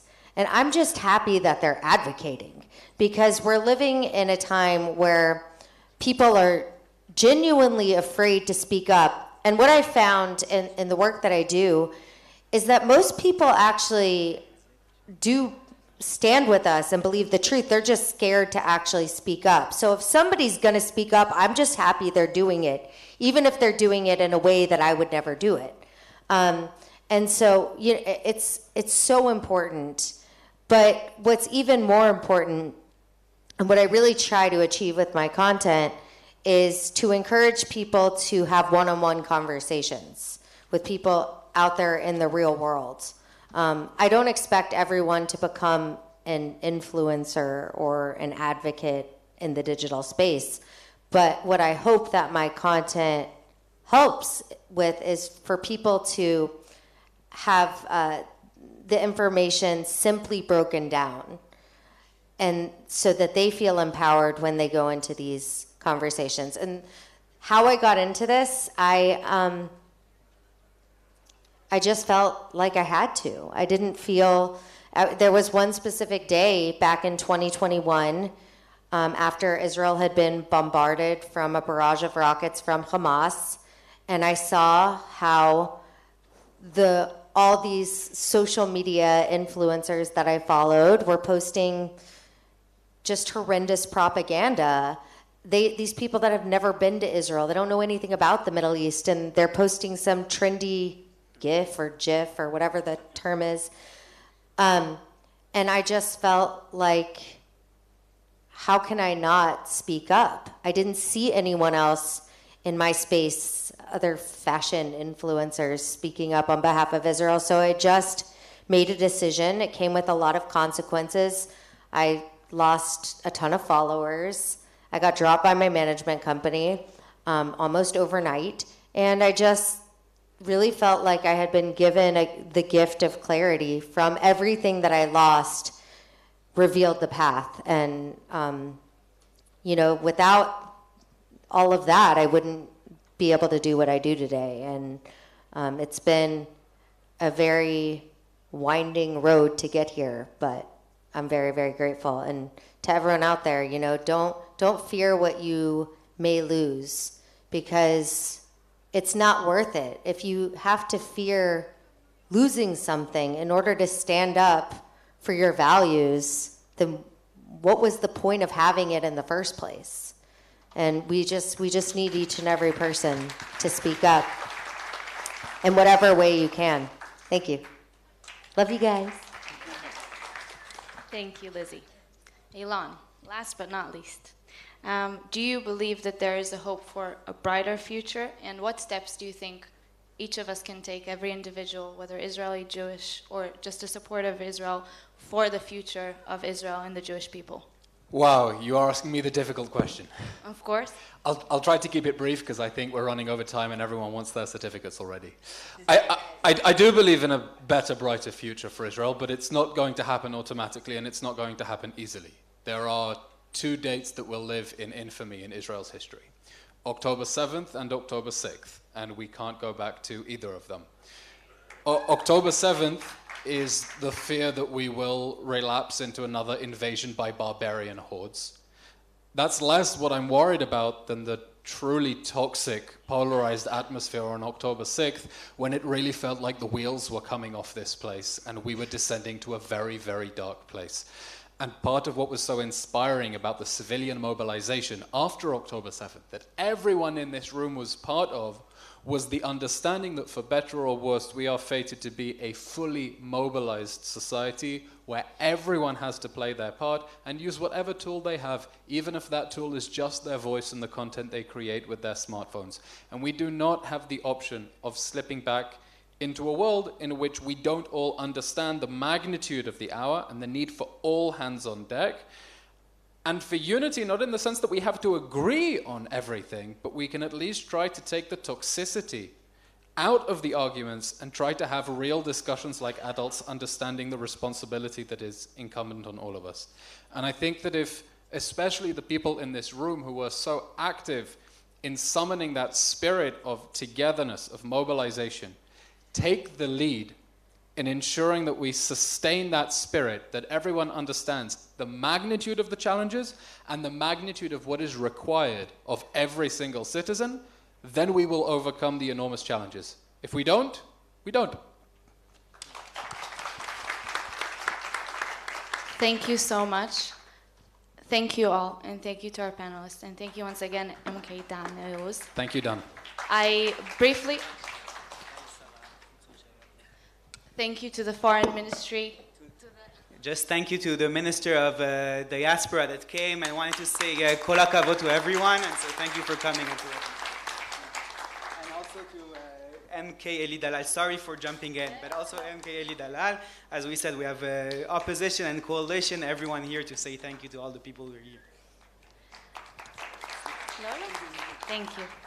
Just before we wrap up, I want to share with you that if you would have asked me a year and a half ago if I would be doing anything similar to what I'm doing right now, never. Never, never, never. I didn't even, during my IDF service, I served for 5 years as an officer in welfare roles. And when I started my reserve service a few days after October 7th, it was with the Human Resources Division.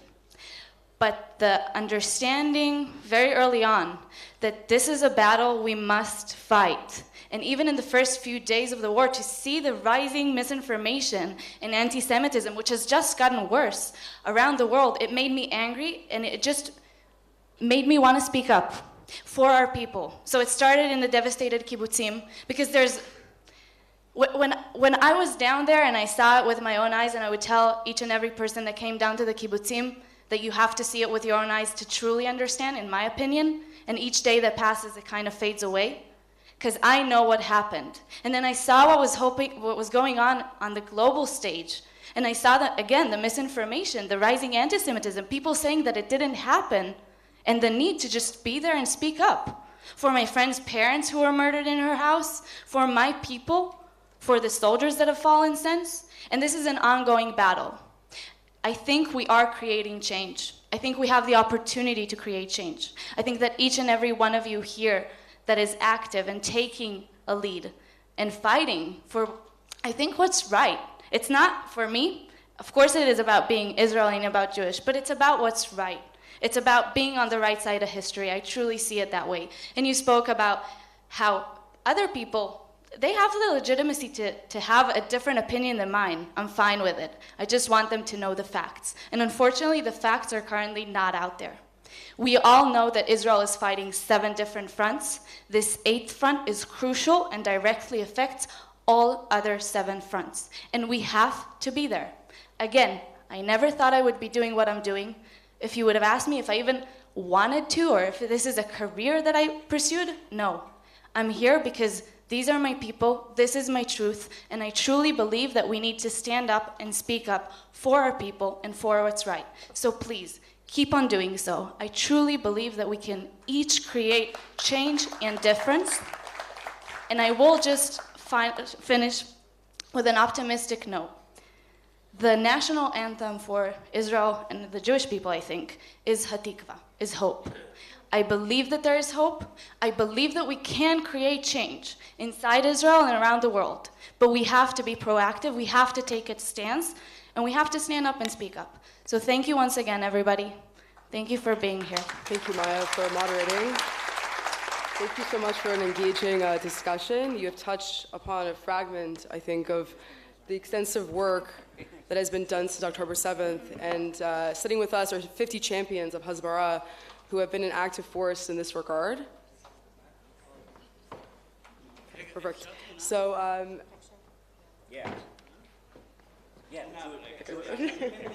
going to continue. So I'm joined by my colleague, Nimrom Mader. We're going to introduce each honoree.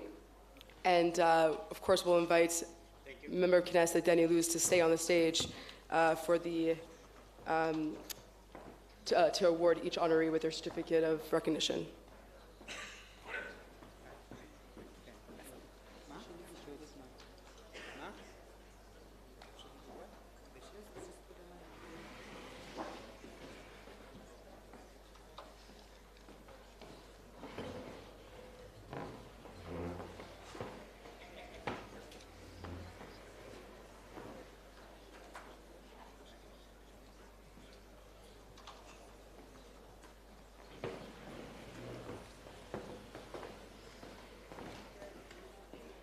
For all Israelis, this is your taxpayer dollars award. This is what MKs do. We move chairs. It's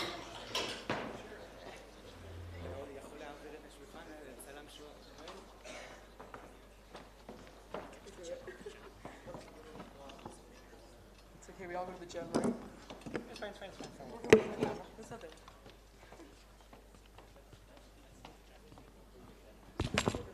זהו, זה מספיק, זה מספיק, זה מספיק.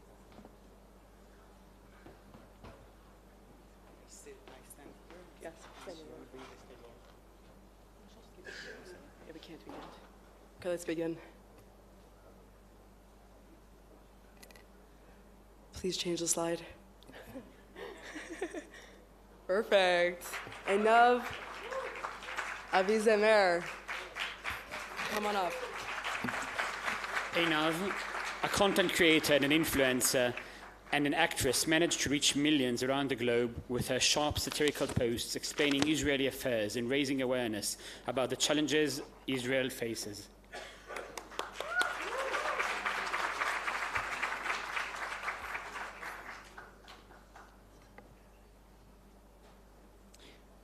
Eliav Batito. On the break of the Swords of Iron War, Eliav founded the Civil Advocacy Center, where together with thousands of volunteers from all over the world, he helped to promote the Israeli narrative globally through a combination of media, education, technology, and law.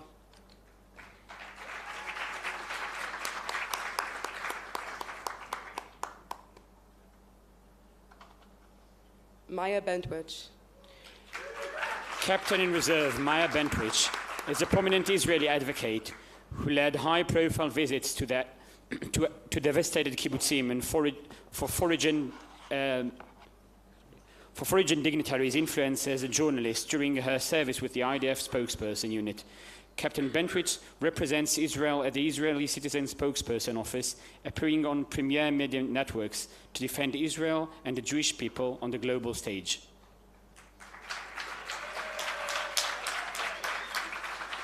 Gabriel Boxer.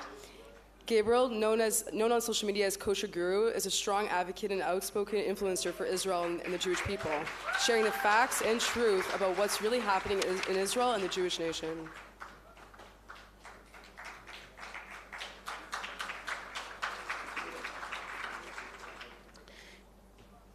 Eitan Chitiat.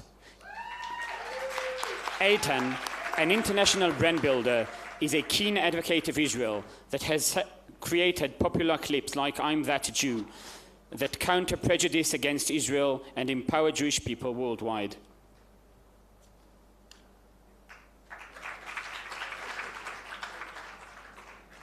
Committee for Accuracy in Middle East Reporting and Analysis, accepted by Aviva Rosenschein, Camera Director of External Affairs. Camera has dedicated the last 40 years to counter media bias against Israel across the world in English, Spanish, Arabic, and Hebrew.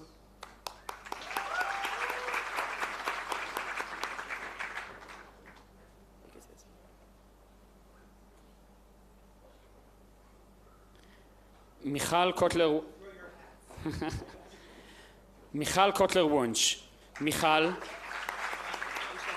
an Israeli special envoy for combating anti-Semitism and a former member of the Knesset, travels around the world to engage legislators, university leadership and students, Jewish communities and international institutions on combating the hijacking and weaponization of human rights to demonize, delegitimize and apply double standards to Israel. Natalie Dadon. With hundreds of thousands of followers on social media, this Israeli model and TV personality has utilized her platform to advocate for Israel.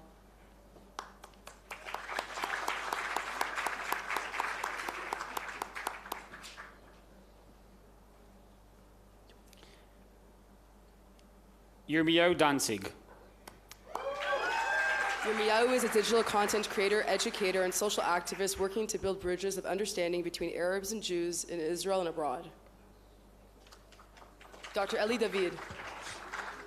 Dr. David, a leading AI researcher and an entrepreneur, is a prominent speaker and advocate of Israel with hundreds of thousands of followers on social media to whom he relates the unbiased truth about Israel.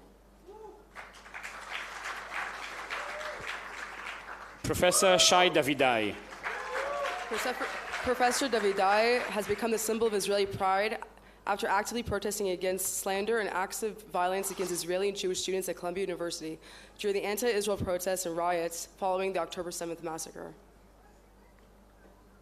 Michael Dixon.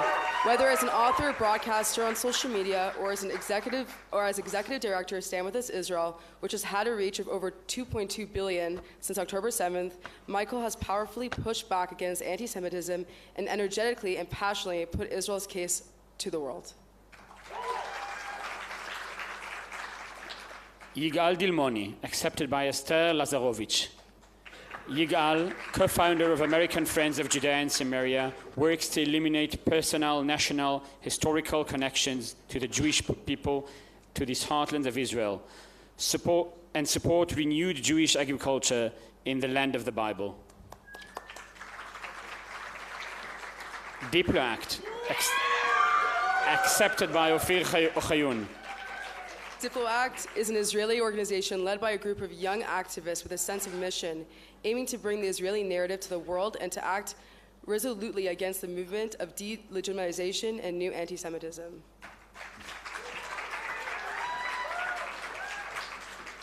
Jonathan El-Khouri. Jonathan is an Israeli-Lebanese public diplomacy advisor and commentator in Israeli affairs.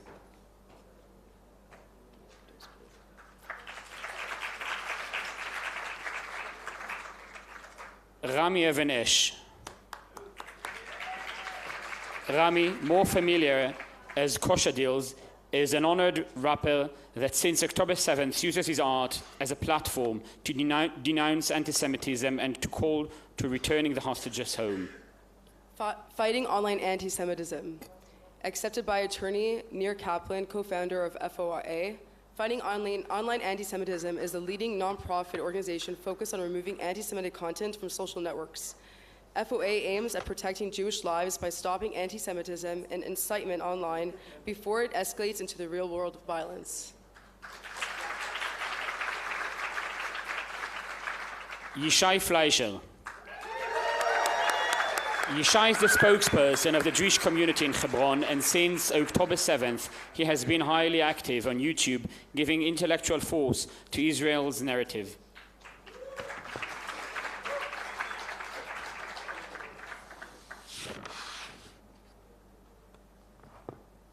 Hillel Fold.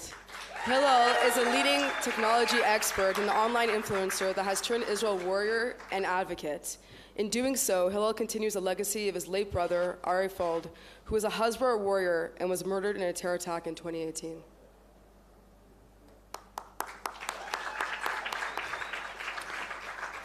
Gabriel Groisman.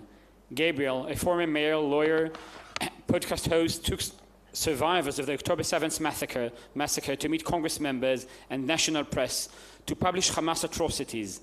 He works to support Israel, strengthen the Jewish community, and combat anti-Semitism through speeches, articles, and television commentary. Yosef Haddad.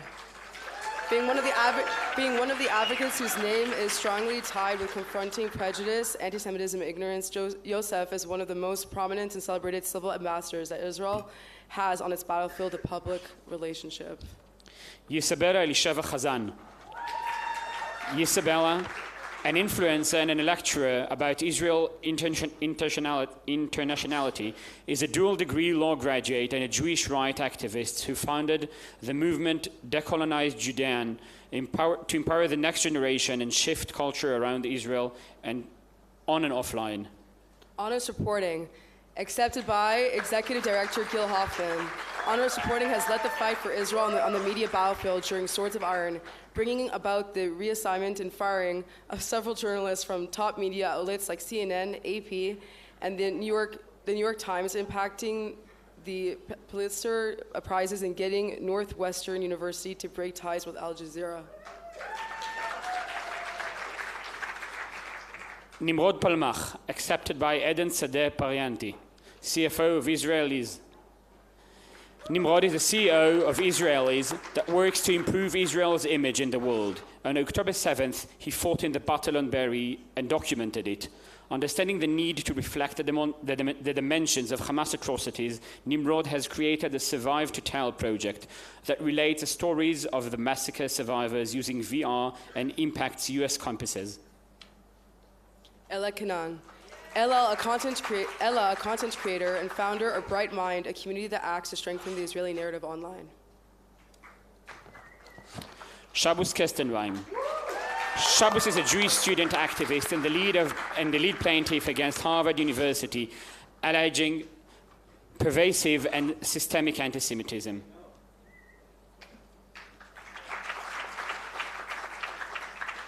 Aviva Kloppes. Aviva, CEO of Boundless and former speechwriter for Israel at the United Nations, is a proud advocate for Israel and the Jewish people that uses her expertise to promote Zionism and global Jewish engagement.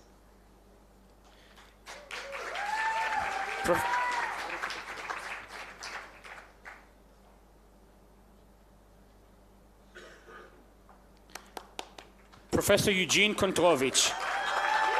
Professor Kontrovich, head of the Center for the Middle East and International Law at the George Mason University's Scalia Law School, is one of the most prominent exponents of international law as it applies to the Israeli-Arab conflicts. He writes for leading American newspapers and has been deeply involved in some of the major Israeli-related public policy initiatives of the past decade. Alan Levine, CEO of Hasbara Fellowships, accepted by Hasbara Fellow and Columbia University student Susan Ovzian. Hasbara Fellowships is an organization that trains and empowers pro-Israel and Jewish students to fight anti-Semitism on their college campuses.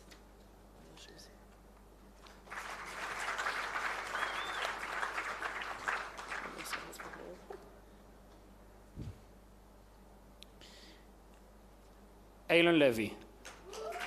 Eilon, a former Israeli government spokesman, has earned world publicity for his eloquent and sharp speeches. He's a talented advocate of Israel's right to defend itself and has done a great service for Israel diplomacy during the war. Lilach Logan. Lilach is a former IDF soldier and a talented advocate for Israel.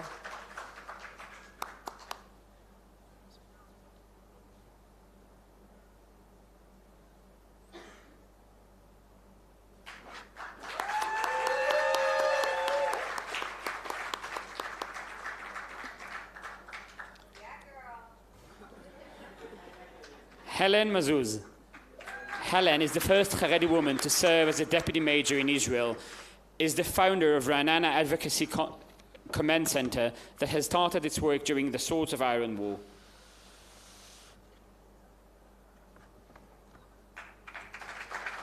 Chen Mazig.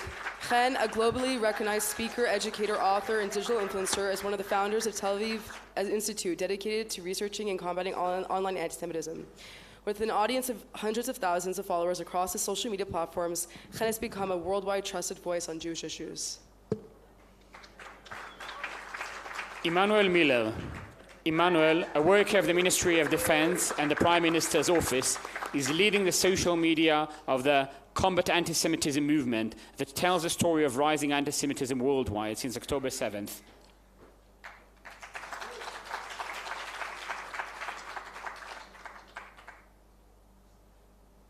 Hanania Naftali, accepted by India Naftali, prominent Israeli speaker in the fight against anti-Semitism, terrorism, and the assault on the State of Israel.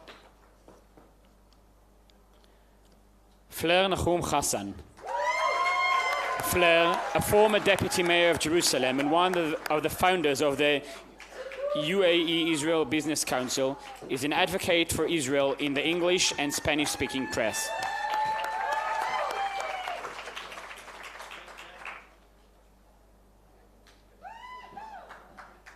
Hillel Neuer.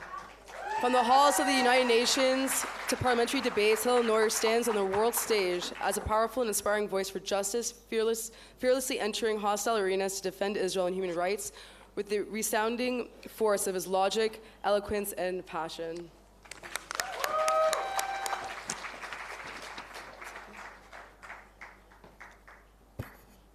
Arsen Ostrovsky. Arsen, a CEO of the International Legal Forum and a senior fellow at the Misgav Institute for National Security and Zionist Strategy, is a leading human rights lawyer and an advocate of Israel.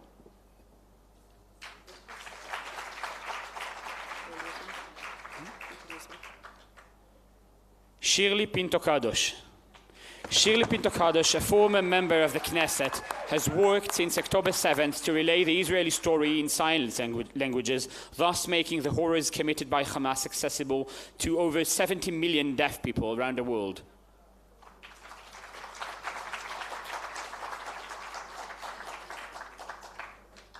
Israel Allies Foundation, accepted by the president of the organization, Josh Reinstein. Israel Allies Foundation is the only organization that deals in faith-based diplomacy, one of the most important advocacy weapons Israel has in its diplomatic arsenal.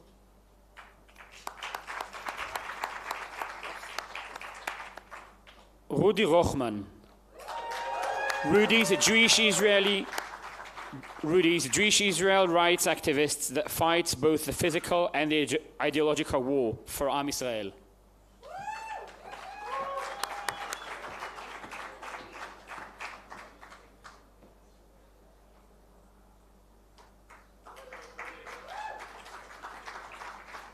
Sasha Reutman.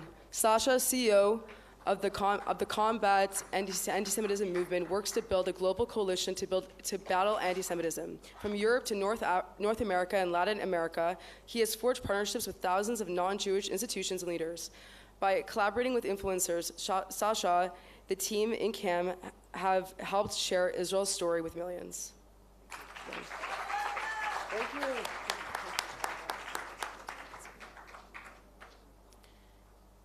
Eric Rubin. Eric is the CEO of the Project Max, an organization maximizing the fight against racism, anti-Semitism, and intolerance through sports, and works to promote Israel around the world through sports diplomacy. Elizabeth Savetsky. Lizzie is a digital advocate and leading voice for the Jewish people and the State of Israel. With 500,000 followers on social platforms, she battles Jew hatred on campuses, in the streets, and online.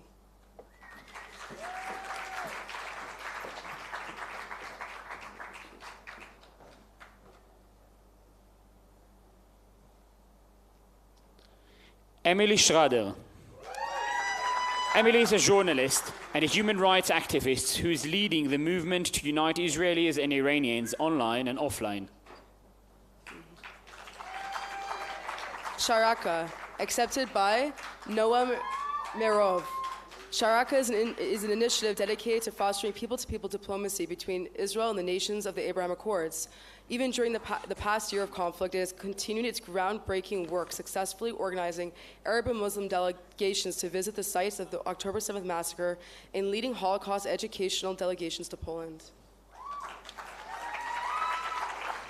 Shurat Hadin, accepted by attorney Avi Gez, head of the Israel Legal Department of Shurat Hadin. Shurat Hadin is a prominent legal advocacy organization dedicated to combating terrorism through legal and economic means. The organization pursues legal actions in courts worldwide against terrorist entities and their financiers.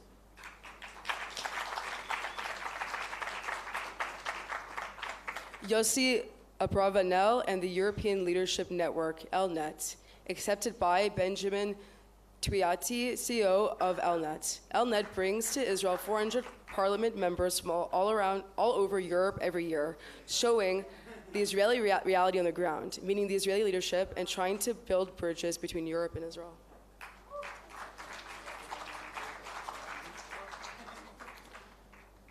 The Israeli guys, accepted accepted by the four guys, Joshua, Luke, Josiah, and Justin. 4 or 5. The Israel Guys are part of Yovel, a non-profit organization committed to serving the Jewish people through advocacy and volunteering. With a mission to cut through fake news and propaganda, the Israel Guys have come to the forefront of English media in Israel, with 320,000 subscribers and nearly 20 million views in 2024 alone.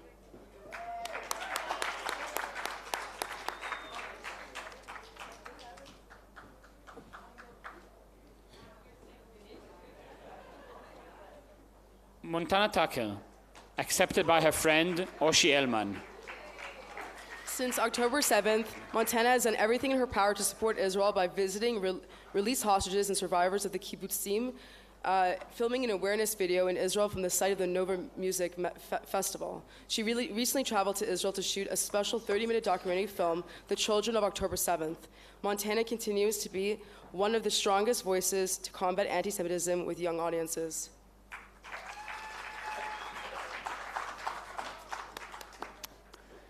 Senya Waldberg. Senya has been doing critical work combating combining technology and hasbara, ensuring Israel's story is heard worldwide, together with a group of activists.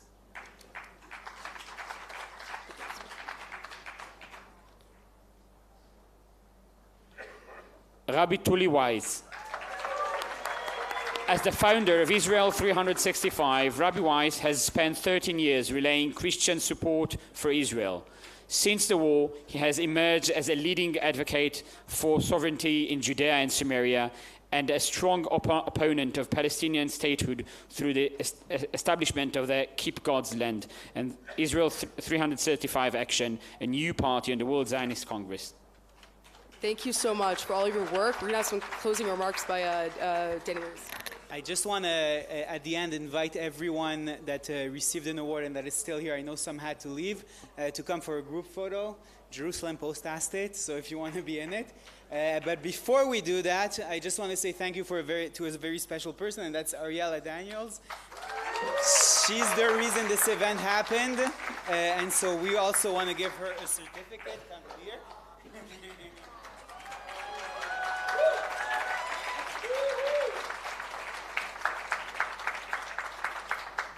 Ariella is an intern in our team, and she really brought this whole event together. So if anyone is looking for an incredible employee, then she gets flying recommendations from us. Thank you.